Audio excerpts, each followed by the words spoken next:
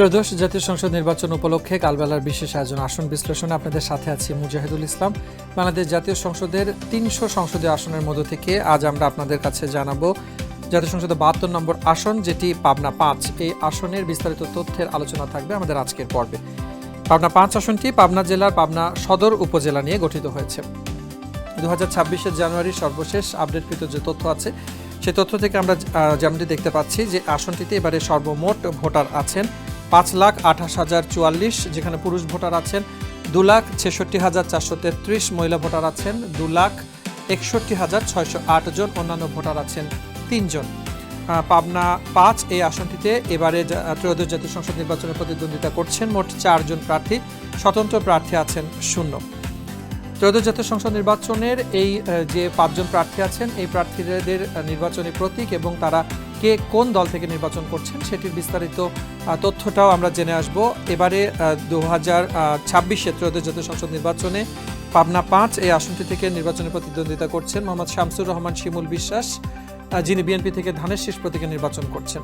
প্রতিদ্বন্দ্বী প্রার্থী আছেন ইকবাল হোসাইন, 11 দলীয় জোটের পক্ষে বাংলাদেশ জামাত ইসলামী থেকে দাঁড়িপাল্লা প্রতীক নিয়ে তিনি নির্বাচন করছেন। মোহাম্মদ নাজমুল হোসাইন, ইসলামী আন্দোলন বাংলাদেশ থেকে হাত পাখার প্রতীকে নির্বাচন করছেন। আব্দুল মজিদ মোল্লা, আমার বাংলাদেশ পার্টি এবি পার্টি থেকে ইগল প্রতীকে নির্বাচন করছেন। এই ছিল প্রার্থীদের পরিচিতি। প্রতিটি পর্বেই আমরা বাংলাদেশে এবারে ত্রয়োদশ জাতীয় সংসদ নির্বাচনের আগে 1991 থেকে নিয়ে শুরু করে দ্বাদশ জাতীয় সংসদ নির্বাচন অর্থাৎ 2024 সালের সর্বশেষ হয়ে যাওয়া যে নির্বাচন, সেই নির্বাচনের জয়ী প্রার্থী, তাদের দল এবং বিজয়ী প্রার্থীর ভোটের সংখ্যা কত ছিল সেই পরিসংখ্যানটিও কিন্তু আপনাদেরকে জানিয়ে থাকি। আমরা এক নজরে যেমনটি দেখছি 2024-এ এই আসনটি থেকে গোলাম ফারুক খন্দকার প্রিন্স বাংলাদেশ আওয়ামী লীগ থেকে নৌকা প্রতীকে নির্বাচিত হয়েছিলেন।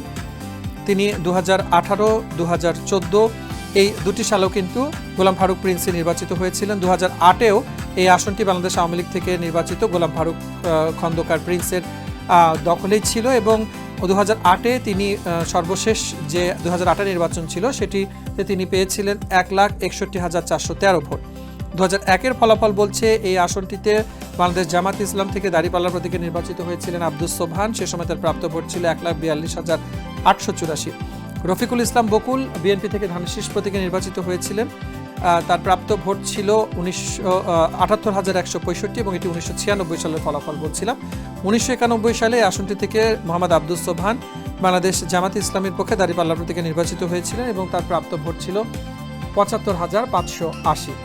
আসন ভিত্তিক বিশ্লেষণের আজকের পর্বে এই ছিল বিস্তারিত তথ্য। দেখা হবে নতুন আরেকটি পর্বে, নতুন আরেকটি সংসদীয় আসন নিয়ে এবং সেই আসন সংশ্লিষ্ট তথ্যের বিশ্লেষণ থাকবে আমাদের সেই পর্বে। সে পর্যন্ত দেখতে চোখ রাখুন কালবেলা।